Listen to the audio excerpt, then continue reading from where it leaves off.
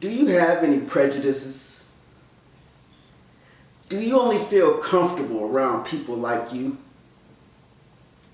Are you able to witness to somebody that you don't even like? Well, today Jesus is going to show us how to put aside our prejudices and reveal that we are all different but the same.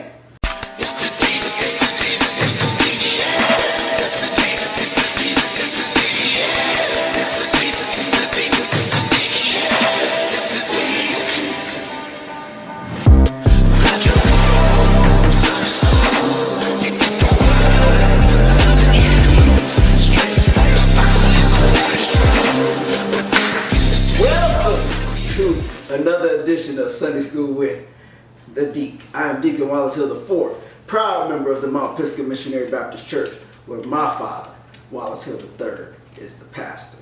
It's an honor and a joy for me to have you take out the time of your busy schedule to join me each week for the Sunday School lessons based on the International Lesson Series. For those of you that are new, do me a favor.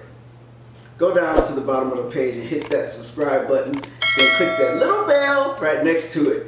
And each week you'll be notified, ding, ding, ding, the Deek has uploaded another lesson.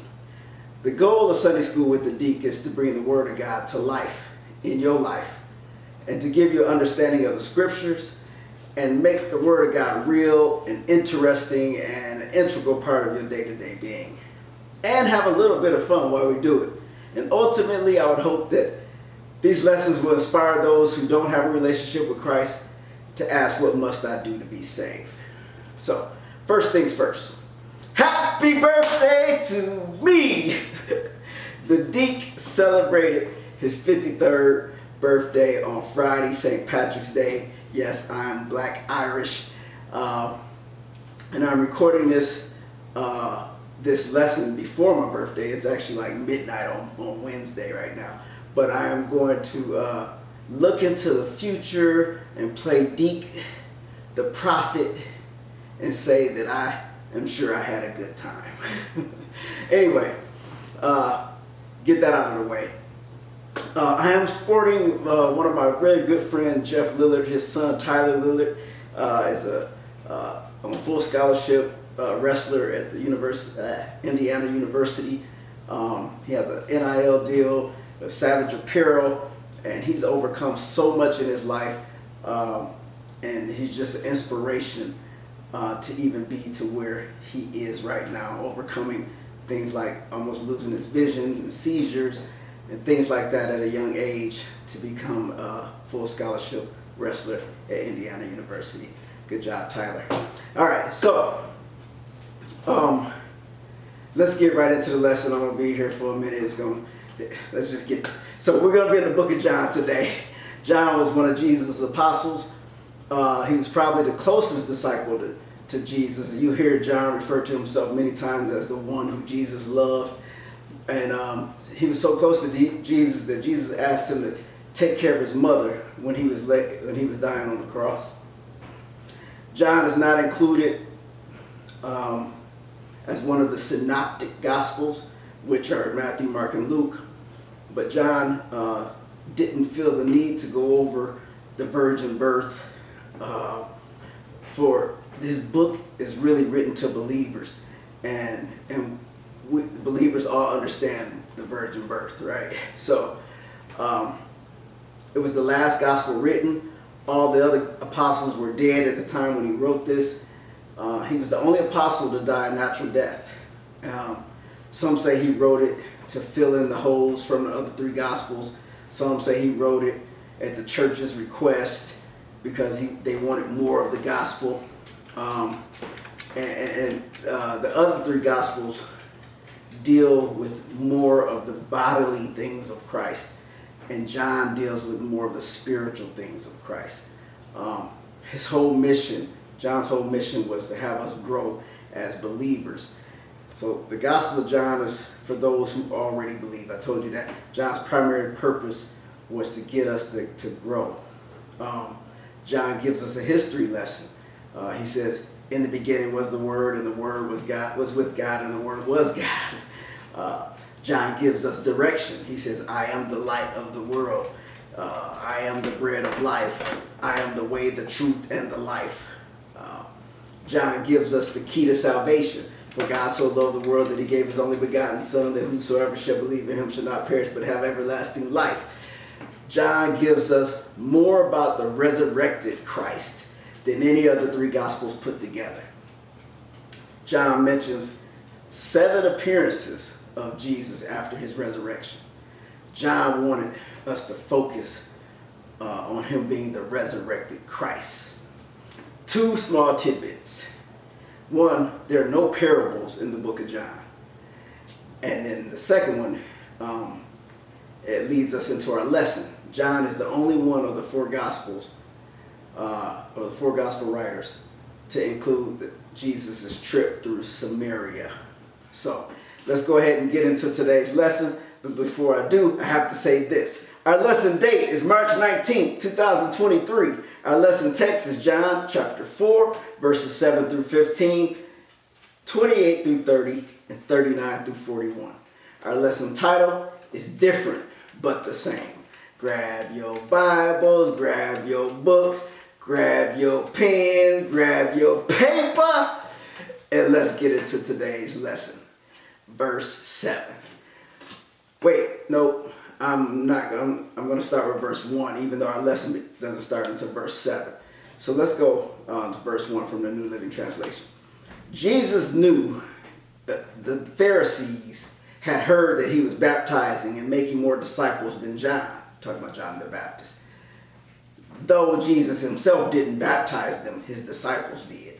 Now Jesus is leaving Judea at a time when the Pharisees were starting to notice that Jesus was attracting a whole lot of attention. He was baptizing more people than John the Baptist. And John the Baptist was presently in jail for the doctrine he was preaching. And Jesus knew they was going to try to do the same thing to him. So Jesus had to get out of town because he was stirring up too much commotion. So verse 3 says, so he left Judea and returned to Galilee. Verse 4, he had to go through Samaria on the way. Or if you read the King James Version, it says he must needs go through Samaria. So what's interesting about this is that this trip for Jesus began in Jerusalem. And then you can see from verse 3 that then they went to Judea. And then now here in verse 4, they're headed to Samaria. And in the book of Acts, chapter 1, verse 8, right before Jesus ascends up into heaven, he gives his disciples instructions to start preaching the gospel in Jerusalem, then Judea, then Samaria, and the uttermost parts of the earth. So Jesus did exactly what he was telling his disciples to do. You know, I love fun facts like that. So I just had to throw that in there. But wait, what makes this more interesting is that Jesus said that he must needs go through Samaria. And why is that interesting? Because Jews had 0 dealings with Samaritans. And there's a little background I need to bring you up on. At the time of this writing, there had been animosity between the Jews and the Samaritans for over 700 years. The Jews had no dealings with Samaritans. Jews on their way north would always go around Samaria. And if you're going north, you just stayed away from Samaria. They would actually go across the Jordan River, out of the land of Israel, into the land of Perea, and then go north, and then re-enter from the north to get to Galilee, all to stay away from Samaritans. And why is that? Because they had a long-standing animosity. And it's, I started to give you a whole rundown of why they hated each other, but it like added 6 minutes to my lesson, and I already know the first thing y'all do when y'all open up my lesson is to see how many minutes it is. So I cut it out. So basically, Samaritans are Jews that are mixed with other nationalities. And so their mixing came from when the Assyrians conquered the 10 northern tribes, and they brought in other nationalities to live in the land. And so from there, everything got mixed up. Their ideologies, their belief systems, their foreign gods, their goddesses, and their religion. And they did believe in the first 5 books of the Bible, but that's it. And When the Jews built their temple on Mount Zion, Samaritans built their temple on, just like it, on Mount Gerizim. And things got progressively worse over time to the point where Jews hated Samaritans, because they were saying they were not real Jews. And by the time this passage of scripture was written, like I said, 700 years of animosity had almost built up. So for Jesus to say, I must needs go through Samaria, I know his disciples was like, what?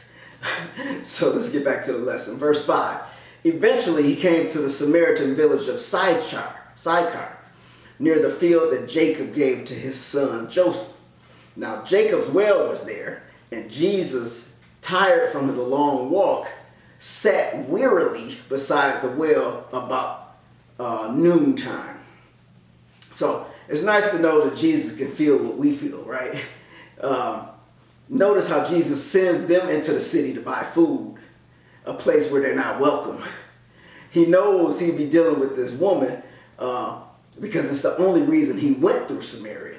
So he's used to dealing with large crowds, but here you see he's going to be taking the time to deal with one person, and this one person is going to save a whole village.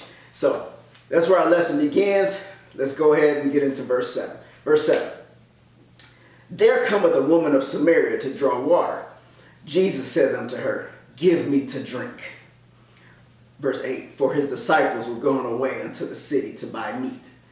So Jesus' request was surprising for a lot of reasons. First of all, in that era, men did not talk to women in public, especially if they were married, or if they were like a rabbi or religious leader. This was even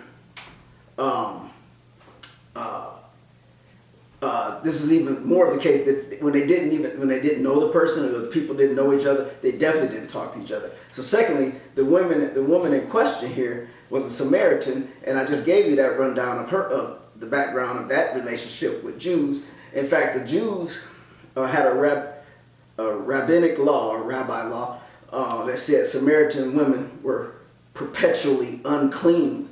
So it's interesting that he would interact with this woman, especially in a way that would involve contact, or the use of some same utensils, because he said, give me something to drink, because this would have been like way out of bounds for any rabbi back then.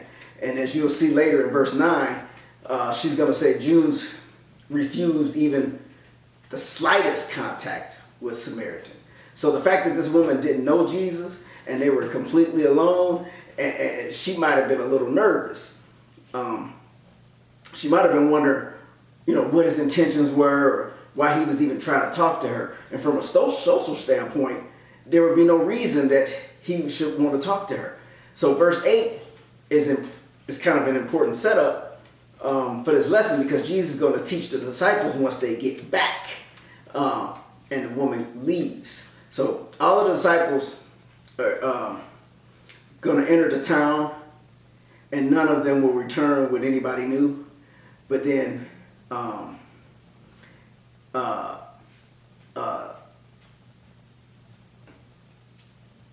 the problem is the disciples, they were already disciples of Jesus, and they didn't tell anybody else about him when they were in town, which wasn't surprising, because Jesus had a lot of work to do on these guys, and he's got to change their mindset. So he's going to work on them through this woman, and how he has to teach them to realize that no matter who you come in contact with, you need to try to witness to them.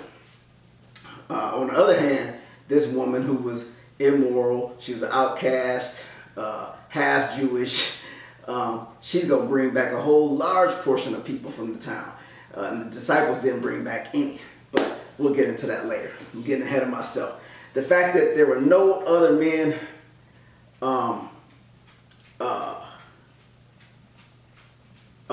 around this well, no other women around this well, is going to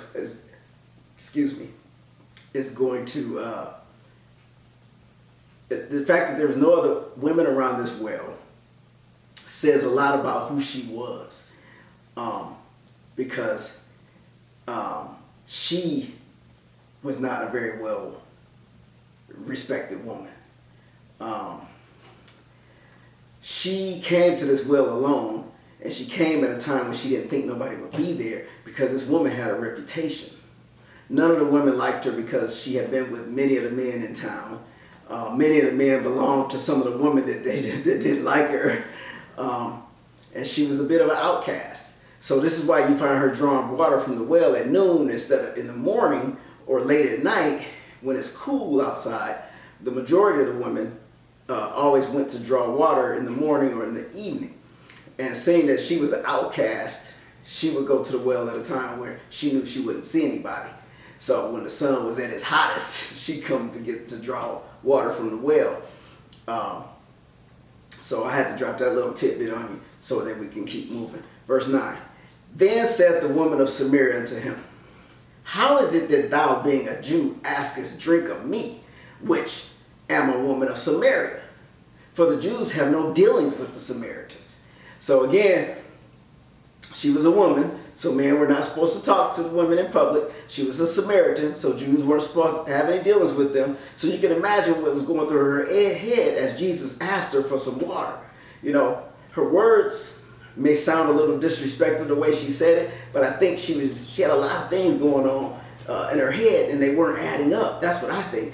It's easy, you know, to imagine, you know, her maybe being a little nervous in her question, or it coming off sounding kind of sarcastic, or, you know, or I don't know how you want to take it, but she said this because I think it was like some nervous energy, right? And so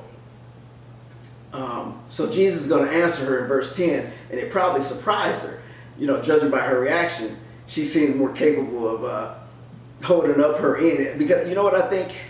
I'm sure she's had her share of men or run-ins with people where she had to take up for herself. So she doesn't look like she's too afraid to kind of go back and forth with Jesus. So look at verse 10. Jesus answered and said unto her, if thou knewest the gift of God, and who it is that saith to thee, give me to drink, thou wouldest have asked of him, and he would have given you living water. So see, Jesus knows what he's doing. He was trying to reel her in, right? But look what he does. First, he made her curious about the things of God. What did he say? He said, if you knew the gift of God. So, secondly, you know, he made her curious about who Jesus is. He says, who is it who says to you, give me drink? If you knew who it is that says to you, give me drink. And then third, he made her curious about what he could give her. He said he would have given you living water. So one of the core principles involved in when you're trying to evangelize is the idea of a felt need, right? That person that you're witnessing to has to have a felt need to have a savior, right? So basically, a person can't correct a problem when they don't know they have a problem. So here Jesus is introducing the woman to the fact that she has a spiritual thirst which needs to be satisfied. So later in the conversation, Jesus is going to be a lot more direct with her about her sin and everything. I don't think that's in our lesson. But John wrote this conversation like a summary. He didn't give all the specifics. He didn't give it word for word. But even in Jesus' reply, it's still kind of odd, right? So when a strange man asked her for a drink all alone, she probably wondered what's up with this. So his answer was not what she was expecting to hear. If you read the whole chapter, you see that some of her answers during the rest of the conversation are kind of pointed and kind of witty, and I would even say kind of sarcastic. And Jesus' demeanor probably, helped her ease her mind, because when you get around Jesus, you can't help but to kind of ease up, right? So even if she didn't know who he was or what he wanted, or know what he was talking about, she probably felt okay talking to him. So, but do you know what living water would have been in her mind? It would have been a stream of water, because living water was a typical Jewish expression for water that is not stagnant, water that's moving, right? Not water that's just sitting like a well or a pool. And you know, the best water is living water because it's flowing and it's fresh. It's not just sitting there. So a river or a stream back then was called living water. And so she probably was like, there is no running water around here. So let's go to verse 11 and 12 and see what her response is. 11. The woman said unto him, Sir, thou hast nothing to draw with, and the well is deep. From whence then hast thou that living water? Verse 12. Art thou greater than our father Jacob, which gave us this well, and drank thereof himself and his children and his cattle? So she addresses Jesus by saying, first of all, sir, you ain't got nothing to draw this living water with, even if you wanted to. Secondly, the well is very deep. But check out what she says in verse 12. She says, she gets a little smart with Jesus here, actually. She says, do you think we are greater? Do you think you are greater than our father Jacob, who gave us this well? Now, first of all, I do want you to note this. She said, our father Jacob. So why would she say that? Because Samaritans, I told you, were a racial mix of Jews who had married interracially with people from the north. So they knew Jewish history. And I told you earlier that they believed in the first 5 books of the Bible, which is called the Pentateuch. So they knew all about Jacob in the book of Genesis. So not only is Jacob their respected forefather, but just creating a well here was a massive undertaking when Jacob did it. Because in that region, wells had to be dug real deep in order to find water. And this particular location is described in Genesis 33, verses 18 through 20, and then Genesis 48, verses 21 and 22. So it was described as one of the deepest well in this entire region. So she says, Jacob, Jacob's kids, and Jacob's cattle all drank from this well. So she wants to know, what can Jesus provide that's better than this well? Because our father Jacob came over. How you gonna say you got some living water and you think you better than Jacob, who has this stagnant water, this well water? So she said, are you greater than Jacob, who dug this well? And oh, by the way, that well is still there today if you were to go there. Let's go to verse 13. Jesus answered and said unto her, whosoever drinketh of this water shall thirst again. So he's talking about the well water. So Jesus didn't get mad at her. He didn't get angry, but he encouraged her. He explained to her that the water she was drawing only satisfied her for a short period of time. So today's water can't satisfy tomorrow's thirst if you're talking about this kind of water. So Jesus said, if you drink this water, talking about the well water, then you're going to thirst again. So we get so caught up, now I'm about to bring it to today. We get so caught up in instant gratification. You know what makes me feel good about right now. What sounds good right now. Cheap grace, telling us we can be rich. But see, Jesus is begging. We always talk about getting rich, but here Jesus is begging for water. We could all have nice cars and nice houses and all of this stuff, but Jesus is tired because he was walking. Just stop and think for a minute. Before you start, hopping from church to church or whatever, because of what they have, but yet, a lot of times we don't even know what we have at our own church. Jesus knows that she hates coming to this well every day, so he's appealing to her by saying, if you take this water that I give you, you'll never thirst again. So I also want you to look at this in a different kind of way. I think what's going on with this woman, and you kind of find out later in the story, but is that she is so thirsty, right? Every relationship she has tried has not given her satisfaction, because you'll find out later that she's had 5 husbands. So she's parched, right? She drank from all these different wells of pleasure in her relationships, and she came up empty every time. Jesus said, drink of this water and you'll thirst again. You know, we should write that verse on everything that we pursue down here on this earth. You know, over every earthly relationship, over every materialistic item. Go ahead, drink of that water, and guess what? You're going to still be thirst again. You know, you think those things will satisfy you, but guess what? You'll just be thirsty again. You know, I mean, it's the truth. There's something that we call, like, or I could call the what if syndrome. You know, what if syndrome is, you know, it begins when we're little kids, and when you're a kid, you say, if I was a teenager, you know, I'd never thirst again because I'd be so cool, you know.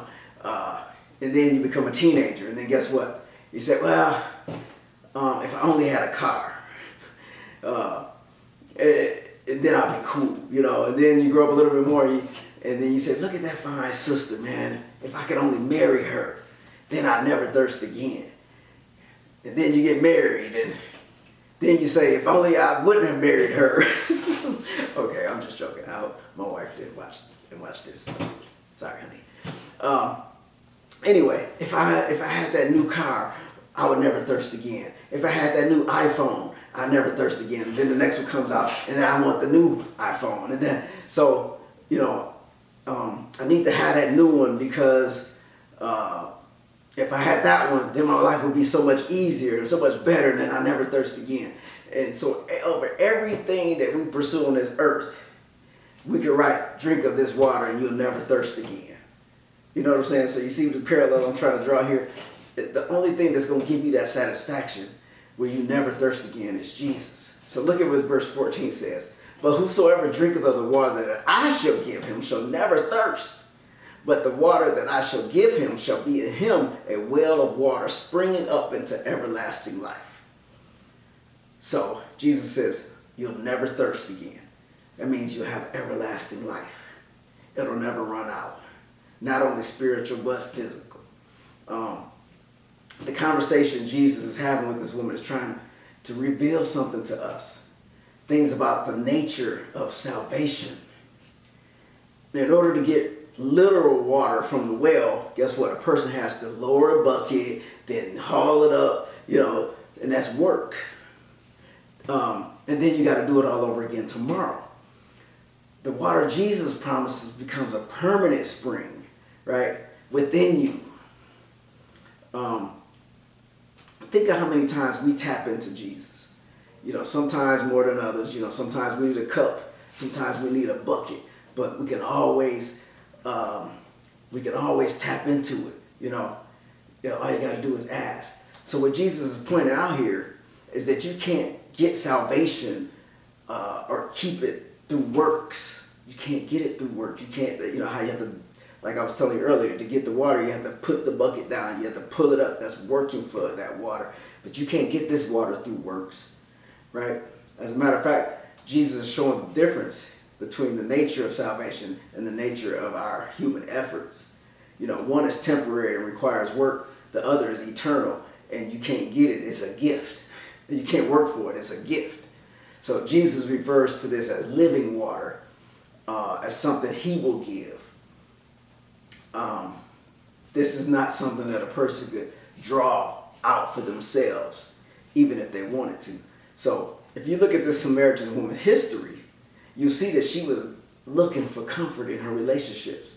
Verse 17 and 18 will show you that. Unfortunately, it's not in our lesson, but like I said, it talks about her having 5 husbands, and then he said, Jesus tells her, and the one you with right now ain't your husband, you're just shacking with him. So anyway, we'll get into that. Verse 15, the woman said unto him, Sir, give me this water that I thirst not, and neither come hither to draw. The woman says, give me some of that. I don't want to come back here every day. She already don't want to go there every day because she don't want to run into nobody. But, see, the thing is, she still didn't get what Jesus was saying. She was thinking physical and not spiritual. So, she's still not getting it. So our lesson now skips down to verse 28. But so much happens in verses 16 through 27, and I so badly want to teach these verses, but time won't allow me to. So I'll summarize verses 16 through 23. I'll read verses 24 through 27, and then we'll get back into the lesson. So she didn't get what Jesus was saying by trying to, say to her about this living water. So Jesus tried another approach. He said, hey, go get your husband. She said, I don't have a husband. Jesus said, I know you don't have a husband. You had 5 husbands, and the one you with right now ain't your husband. And so the woman was amazed, and she said, you must be a prophet. And now this woman was most, she wasn't widowed 5 times. Most likely she married 5 times and committed adultery each time. And that's why the women in the town didn't like her. The law of Moses said if you could only get divorced for adultery. But anyway, trying to change the subject, she took the opportunity to ask Jesus, why do Jews think the only place to worship is in Jerusalem? She asked that question because the Samaritans worshipped, I told you earlier, in Mount Gerizim, the place where they believed Abraham offered up Isaac. Then Jesus tells her, you Samaritans don't know what you worship. However, the Jews do know who they worship. Jesus told her soon it would no longer matter where you worship. And then I'll read verses 24. So verse 24 says, for God is a spirit. So those who worship him must worship him in spirit and in truth. The woman said, I know the Messiah is coming, the one who's called Christ. When he comes, he will explain everything to us. Then Jesus told her, I am the Messiah. Just then, his disciples came back. They were shocked to find him talking to a woman, but none of them had a nerve to ask him, what do you want with her? Or why are you talking to her? They didn't have the nerve to ask him that. So then, that's where our lesson picks back up. So the disciples had just come back. They see Jesus talking to this woman, and they're thinking to themselves, why is he talking to her? So verse 28 says, the woman then left her water pot and went her way into the city and said to the men. So the woman left her water pot. Now, this might look like she ran away because the disciples came, which would even be more suspicious. It would make it look like something was going on. But remember, Jesus had just dropped a doozy on her. He said that he was the Messiah. And this came after telling her about her life and how, and he had never met her. So she drops the water pot and took off to the city. Now, the city of Sychar is where she's headed, which is the city in Samaria. She went to inform her family and anybody who would listen what had just happened to her. Now, this is a good lesson for us, because when our opportunity of getting something good is over, we ought to do something good. She ran to testify. I know it sounds silly that John even mentioned the fact that she left her water pot, but you know how you remember small, insignificant things sometimes? The water pot is probably expensive for her, but she knew it would slow her down in getting to the city. So she wanted to get to the city to tell people about this Jesus that she met. And she probably figured she could get it back when she came back.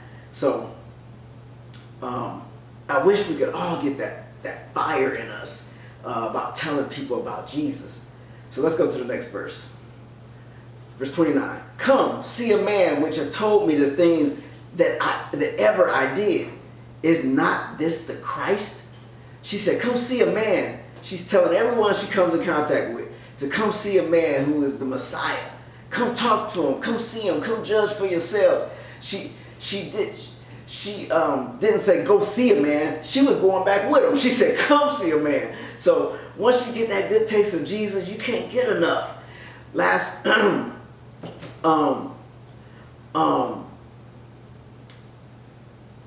week, I told you that sometimes when you get, I don't know if it's last week or the week before, I was telling you when you get so excited, you can't wait to get more of it.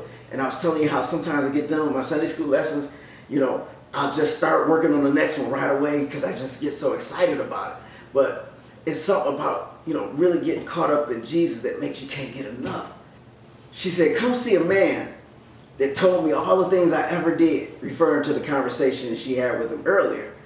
How I take this is that they didn't just talk about how many husbands she had. John may have left out all the other details of their conversation. That's why she says, all that I ever did. She says, is this not the Christ? It's got to be the one the Jews are waiting on, the one that has been promised, the one that has been prophesied about. He told me himself. This woman was so impressed by the love that Jesus had showed her that she came out of herself in order to tell others about Jesus. Because remember, she don't want to be around people. This woman was an outcast, treated badly by all her fellow, villagers, for her reputation because of the effect Jesus had on her. She went out and told people she probably never talked to in any other circumstance. She was so impressed by the love of Jesus that even though he called her out on her sin, she still felt safe with him.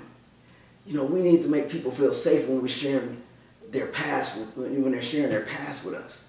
She didn't feel like he hates me or he's judging me or he doesn't want to be around me. Her response was much different from some of the Jews who Jesus dealt with even, when he performed miracles. Let's go to the next verse, verse 30. Then they went out of the city and came unto him. So they went out of the city and came unto him. They're talking about all the men and women of Sychar that had been told by this Samaritan woman at the well. They started heading in droves toward where Jesus was to see him and to talk to him. So even though this woman was not very popular, the power of her words seemed to convince them to stop what they was doing and come see about this man. People were swayed by her excitement.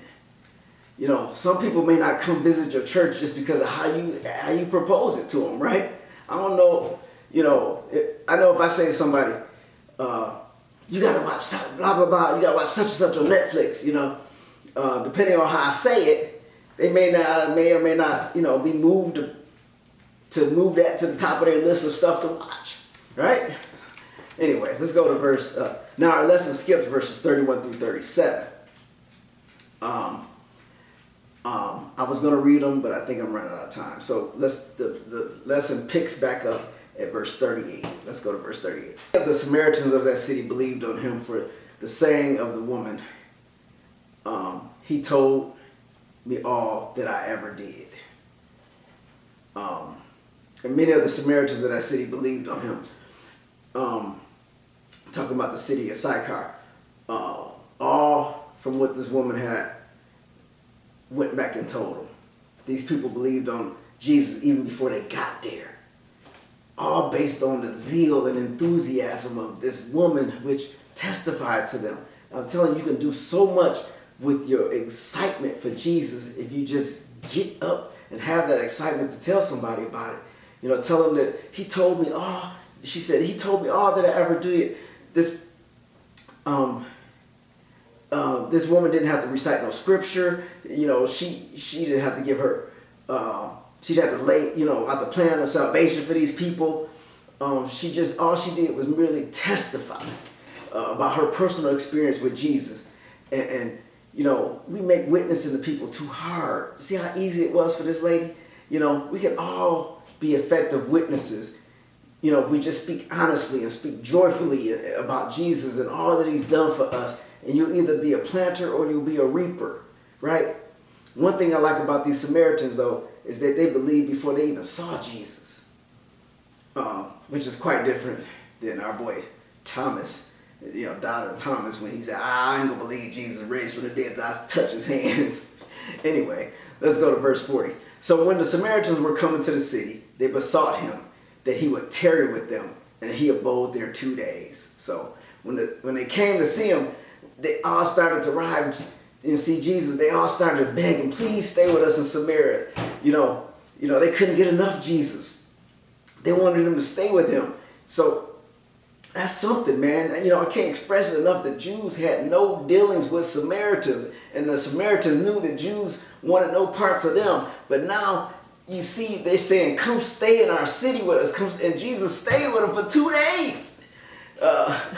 So he didn't want, to discourage them, especially, with all their excitement. But he didn't want to stay too long. And he didn't want to,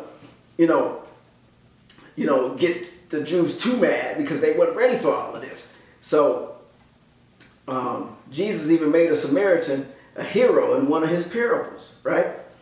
In the book of Luke. But anyway, verse 41. And many more believed because of his own word. And so it says, so in addition to the people who believed based on the woman's testimony, many others believed after Jesus came to town and stayed there 2 days. So, man, that's the end of our lesson, our long lesson. I don't like it when they skip around like that. It makes it hard for a teacher like me who really, feels compelled to try to fill in the holes. But we made it through. I hope you got something out of it, because I did. It makes me get more excited about telling people about Jesus and the effect that we could have if we just be excited as this Samaritan woman. So that's the end of our lesson today. Next week our lesson will be from the book of Mark, chapter 5, verses 1 through 13, and verses 18 through 20. It looks like they're doing it to me again next week. The title of the lesson is One with a Mental Illness. And like I say every week, hit the subscribe button, share, write your comments. Your comments help me, and sharing the lesson will help others by planting the seed. Let's dismiss. Let the words of my mouth and the meditation of my heart be acceptable in thy sight, O Lord, my strength and my redeemer. Amen. Sunday School with Deek.